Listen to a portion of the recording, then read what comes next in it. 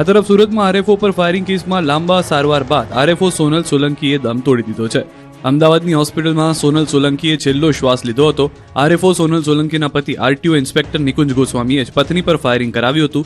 6 નવેમ્બરના રોજ સોનલ સોલંકી પર ફાયરિંગ થયું. કારમાં ફાયરિંગ થતાં તેમના માથામાં ગોળી વાગી હતી. આ બનાવ બાદ પોલીસે આરટીઓ ઇન્સ્પેક્ટર પતિ નિકુંજ ગોસ્વામી અને ફાયરિંગ કરનારને પકડી લીધા હતા. હાલમાં બંને જેલમાં છે.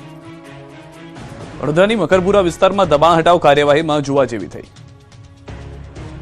વડોદરાની મકરપુરા વિસ્તારમાં આજે જોવા જેવી થઈ. એક બાજુ તંત્ર ગેરકાયદે દબાણો દૂર કરવા એડીચોટીનું જોર લગાવે છે, તો દબાણ દૂર નહીં કરવા પરિવારે પણ મરણીય પ્રયાસ કર્યા છે. મકરપુરા વિસ્તારમાં દબાણ શાખાની કામગીરી દરમિયાનની ઘટના બની. મકરપુરા ડેપો પાસે પાલિકાની દબાણ શાખા દબાણ દૂર કરવાની કામગીરી માટે ગઈ હતી. સ્થાનિક રહીશો દ્વારા દબાણવાળી જગ્યાએ વર્ષોથી રહેતા હોવાની રજૂઆત કરવામાં આવી. પાલિકાની કામગીરી વચ્ચે એક પરિવારના સભ્યએ જેસીબી નીચે સૂઈ ડર પેદા કરવાની કોશિશ કરી. સાથે જ મારા પર જેસીબી ચડાવી દો તેનું ઉચ્ચારણ પણ તેમણે કર્યું. વર્ષ 1979થી મૂળ જગ્યાએ રહેતા પરિવારના ઘર તોડતા લોકોમાં તંત્ર સામે ભારે આક્રોશ છે. પાલિકાએ નોટિસ આપ્યા બાદ હાલ આ મામલો કોર્ટમાં વિચારાધીન હોવા છતાં પાલિકાએ મનમાની કરી હોવાનો આક્ષેપ છે. પરિવારની રોજીરોટી સાથે ઘરનો આશરો છીનવાઈ જવાની ભીતિએ મકાન બચાવવા માટે કરવામાં આવ્યો હતો મરણીય પ્રયાસ.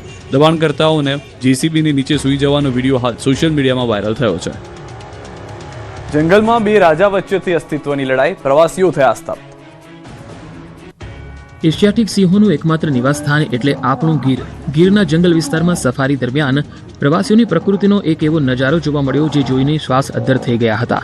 જંગલના રાજા ગણાતા બે શક્તિશાળી સિંહો વચ્ચે ઇનફાઇટના દ્રશ્યો તેમના કેમેરામાં કેદ થયા. ગીરના જંગલોમાં સિંહો પોતાના વિસ્તાર બાબતે ખૂબ જ સંવેદનશીલ હોય છે. આ લડાઈ પાછળનું મુખ્ય કારણ કદાચ આધિપત્ય મેળવવાની જિજ્ઞાસા હોઈ શકે, કારણ કે વિડીયોમાં જોઈ શકાય છે તેમ બંને સિંહો એકબીજા પર ભારે આક્રમક રીતે તૂટી પડ્યા હતા. સિંહોની ગર્જના અને પંજાના પ્રહારથી આખું જંગલ ગુંજી ઉઠ્યું હતું. લાંબી ખેંચતાણ અને શક્તિ